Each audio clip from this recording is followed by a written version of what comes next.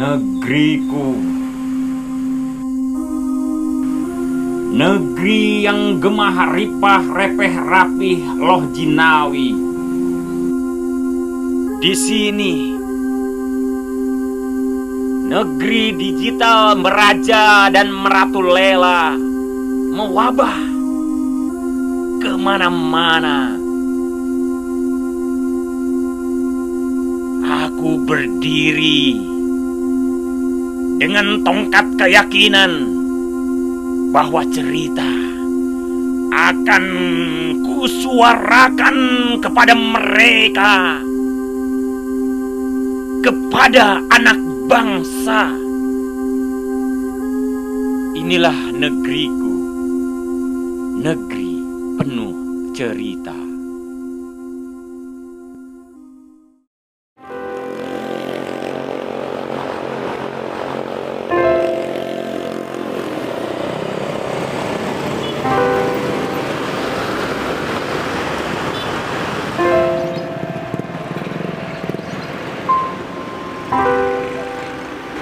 Nama saya Rian Hamzah, saya kelahiran dari kota Tahu, kota Sumedang, pada tanggal 15 September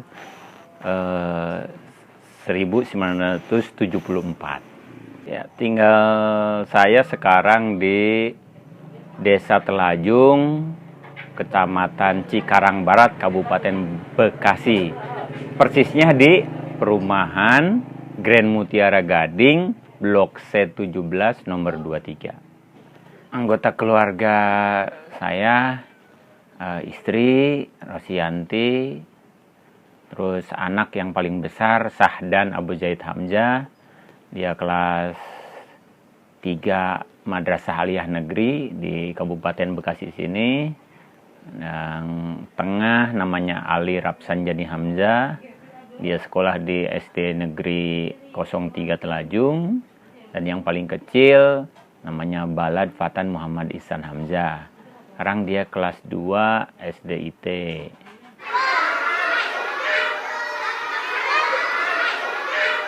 Assalamualaikum warahmatullahi wabarakatuh.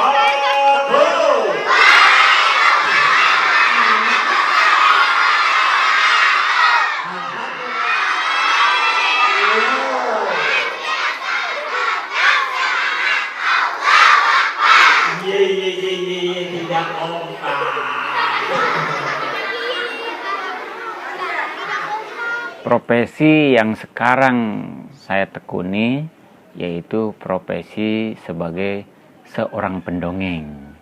Nah, kenapa harus ditekunin? Karena pendongeng lumayan bagus ya. Istilahnya banyak yang manggil gitu, terutama sekolah-sekolah. Tuh. Dari mendongeng ini ya sebenarnya visi misinya bukan hanya untuk ya mencari nafkah dari itu mungkin bisa mengikuti, tapi gimana caranya biar anak bangsa ini kembali mengingat masa-masa lalu seperti masa saya gitu kan, mengingatkan kembali tentang cerita, tentang dongeng yang sudah hampir punah di negeri ini. Jadi sekarang profesi saya adalah pendongeng untuk mencerdaskan anak bangsa lewat cerita.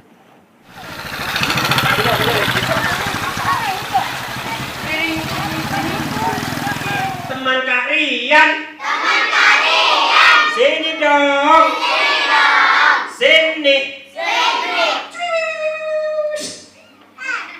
Dia mau berias dulu, tunggu.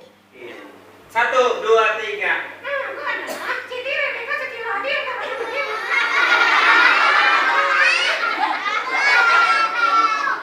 Sejak mengenal dunia dongeng itu sekitar tahun 2005 kayaknya. 2005 mulai belajar.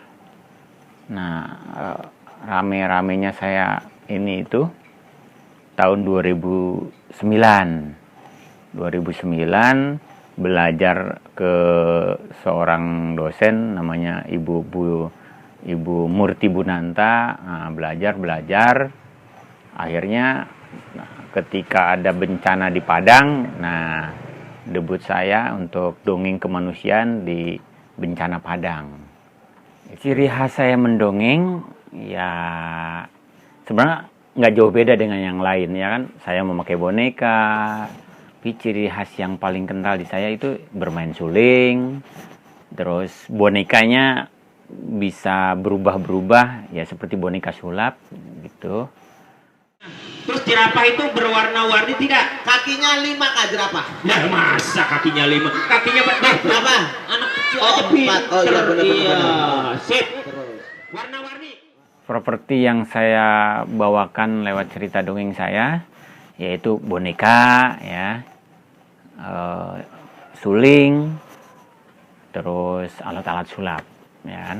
Nah, properti itu memang sangat berguna ya untuk menghibur anak-anak. Memang hampir sama sih dengan yang lainnya juga. Properti yang saya lakukan, boneka bisa memancing gelak tawa si anak ya kan.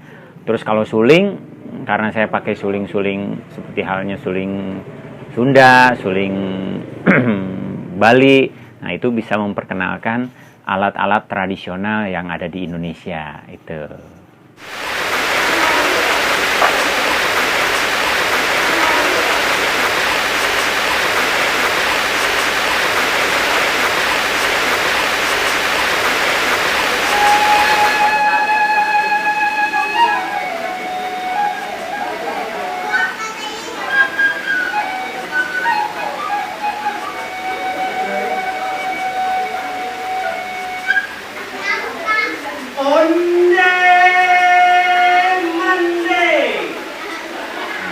Terus selain itu juga saya memainkan wayang. Nah, wayangnya juga ya intinya sih pengen memperkenalkan kebudayaan Indonesia bentuk wayang. Tapi wayangnya yang saya mainkan adalah wayang kita bikin dari kertas, terus dimainin gitu.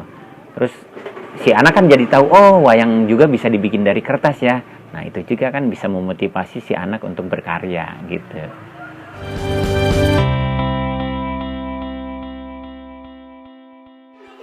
Waduh, teman-teman, siapa ini yang gak puasa kok buang sampah ke kepalaku, siapa?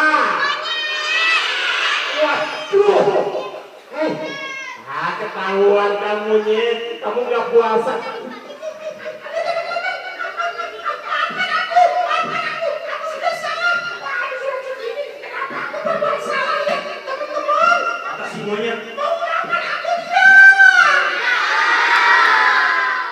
Saya merantau dari Sumedang ke sini ya untuk merubah hidup gitu. Ya saya mencari pekerjaan. Sebenarnya sih tidak di Bekasi sini, tidak di kabupaten. Merantaunya ke Jakarta. Itu di Jakarta ya mencari pekerjaan, dapat jadi satpam, nggak betah. Karena saya punya jiwa seni, akhirnya saya bergabung bersama teman-teman yang ada di jalanan. Jadilah gabung di antara pengamen, ya sebut saja seniman jalanan dah. Nah gitu.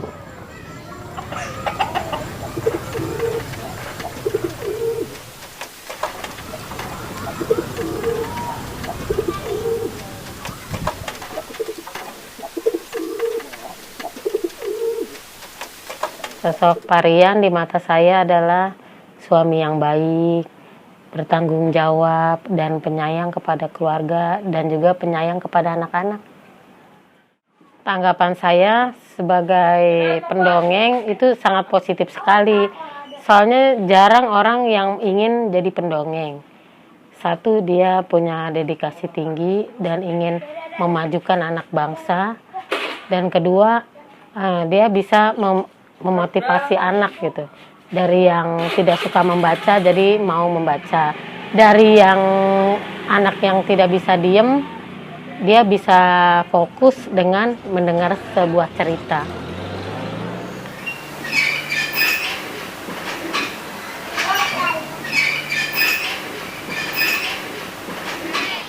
Sini dong. Sini. Yuk kita belajar. Yuk kita membaca. Yuk kita mengaji.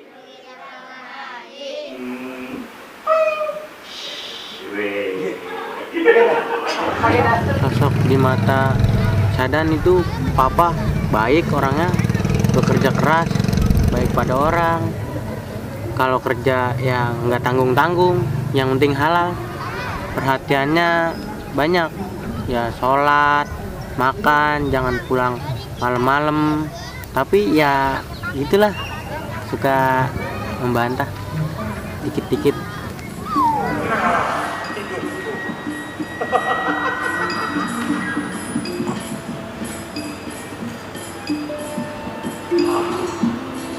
Akan menjadi manusia yang disegani banyak orang, dan tentunya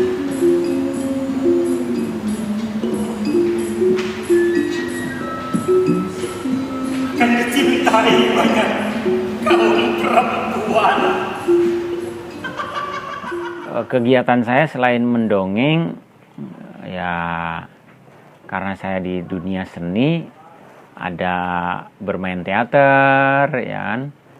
Terus bermain musik dengan teman-teman yang lainnya. Saya pernah menjadi pembicara di dunia literasi, ya kan? Taman bacaan, memotivasi anak masyarakat, ya kan? Atau seminar, pelatihan.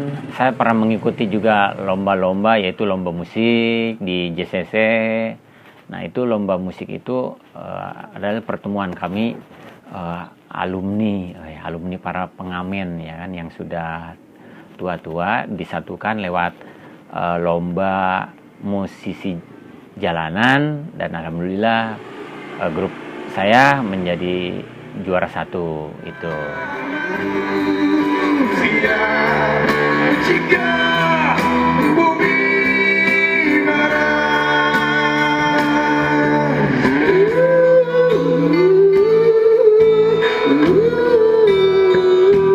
mentari pagi bersinar indah,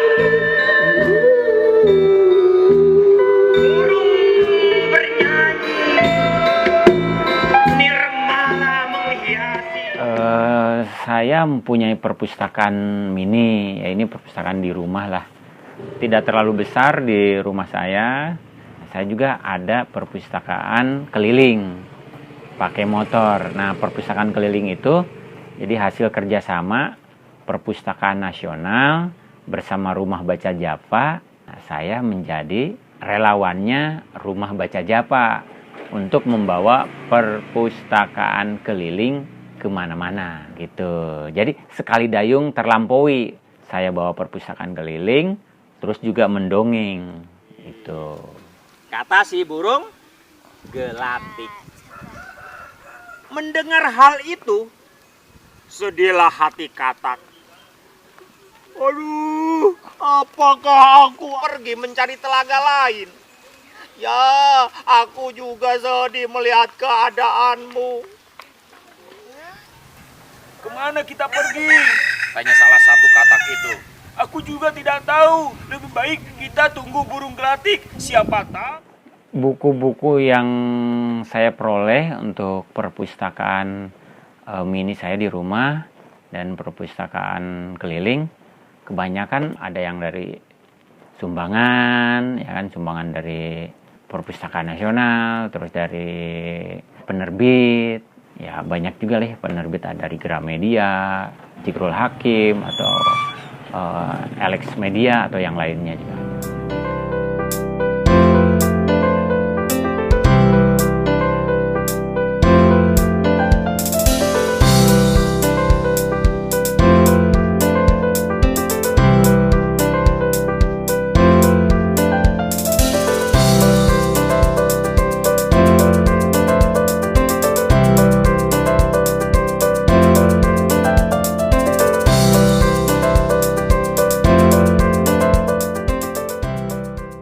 Pada dasarnya buku-bukunya beragam, ya, tapi saya lebih banyak menekankan kepada anak-anak untuk selalu membaca buku-buku cerita anak gitu. Sistem perpustakaan keliling yang saya bawa untuk keliling, saya datangin ke sekolah atau ke masyarakat ya, ke lapangan ketika ada anak-anak kumpul. Sistemnya mereka membaca di tempat, terus dikembalikan, ya terus sayanya pulang gitu, atau cari tempat lagi yang lain gitu.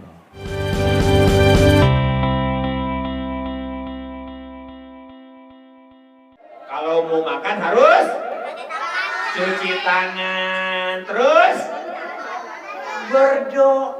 Betul. Tapi perilaku si monyet jangan ditiru.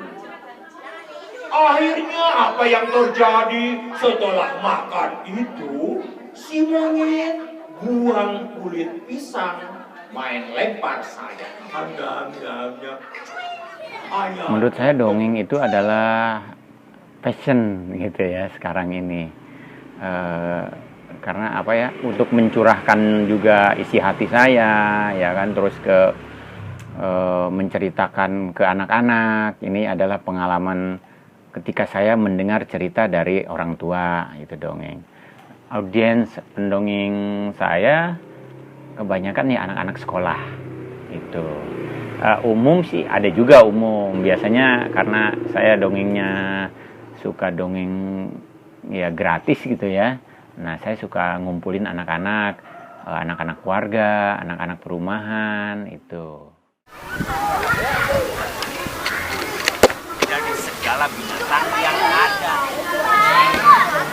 Karena sombong dan congkaknya, ia menganggap bahwa Mendongeng membawakan cerita macam-macam sih, ya kan? Ada cerita fabel, ada cerita hikmah, terus religius tentang kisah-kisah para nabi.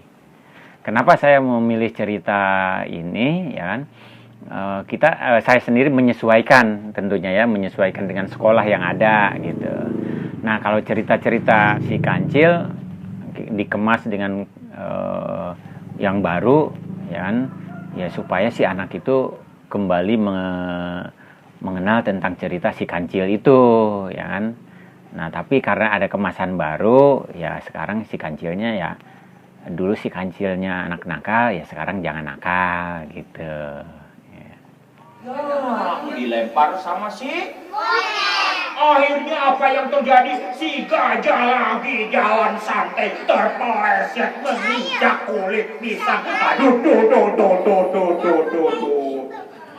Dongeng sangat perlu sekali ya di era digital ini. Karena apa? Untuk lebih memperkenalkan lagi kepada anak-anak Indonesia, gitu, anak-anak sekolah. Apa sih itu dongeng gitu? Kita bukan berarti mau memerangi era digital ini, yang memang kebanyakan anak-anak main handphone, gadget gitu. Nah, ini tantangan bagi saya di era digital ini untuk terus mengembangkan, menyalurkan bakat saya di dunia dongeng.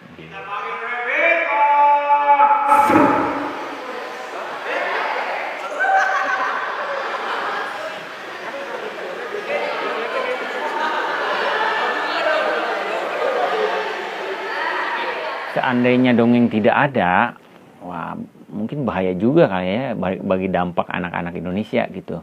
Takutnya nih kalau dongeng tidak ada, dampaknya si anak-anak itu nggak mau membaca gitu kan, sulit berimajinasi gitu, karena dongeng itu kan bisa menambah imajinasi si anak, ya kan. Ditakutkan anak-anak tidak bisa membaca, sulit membaca gitu kan. Terus tontonan yang seperti mendongeng nggak ada kan, wah kacau juga bagi anak-anak kita ini, anak Indonesia.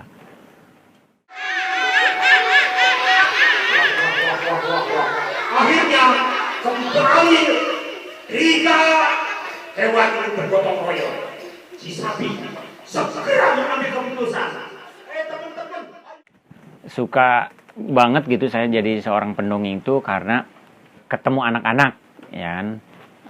Terutama alhamdulillah kan saya udah keliling Nusantara ini, ya berbagai macam anak udah saya temui, ya kan. Nah itu menjadi suatu kesenangan saya sendiri, ya kan. Saya senang, masa anak-anak gak senang juga, gitu. Itulah kesenangan saya bisa bertemu dengan anak-anak yang ada di Indonesia Nusantara ini. Itu salah satu cara untuk mencapai tujuan mendongeng ini, ya mungkin saya harus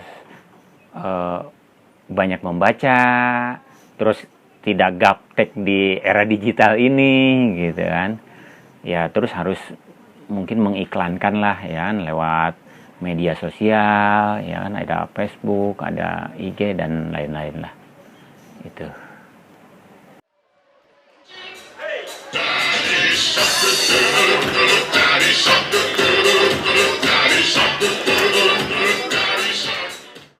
Titik jenuh jadi pendongeng mungkin ketika saat-saat tidak ada yang mengundang, memanggil saya. Nah, itu kayaknya gimana gitu ya. Dari sebulan saya nggak ada yang mengundang untuk mendongeng.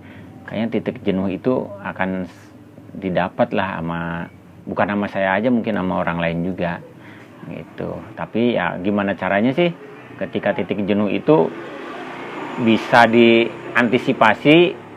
Ya saya sendiri mungkin ya mengungkapkan mendongeng dengan ya mendongeng keliling aja gratis biasa itu paling begitu. Jadi buku ini udah terbukti harus dibaca, ada di situ. Julu, panggilin Julu. Hei, Sadan. sini dulu Om. Nah, saya bawa buku. Coba baca. Nah, dengarkan Ibu. Nah, mumpung kalian nih masih remaja gini, kisah tentang pecandu narkoba itu sangatlah pengalaman saya kemarin alhamdulillah ke Lombok, ya kan, untuk trauma healing anak-anak yang kena musibah gempa di Lombok. Itu pengalamannya luar biasa ya, di sana merasakan gempa juga berkali-kali, ya kan. Terus saya juga merasakan sedih, ya kan, yang diderita oleh saudara-saudara kita di Lombok. Tapi alhamdulillah kan karena saya membawa misi kemanusiaan, jadi gimana caranya biar membahagiakan saudara-saudara kita di Lombok, terutama anak-anak gitu.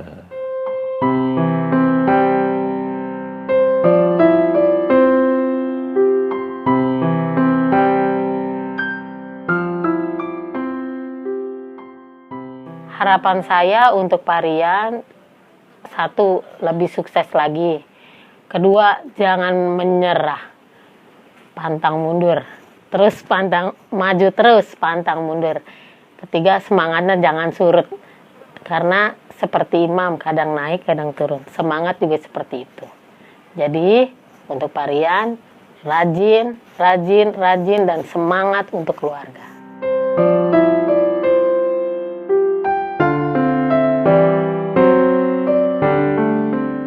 Masyarakat jangan melupakan dongeng itu sendiri, ya kan, dan tentunya selalu membacakan cerita-cerita dongeng buat anaknya. Itu jadi ada lagu dongeng sebelum tidur itu tuh, ya makanya kita budayakan kembali mendongeng kepada anak-anak kita itu.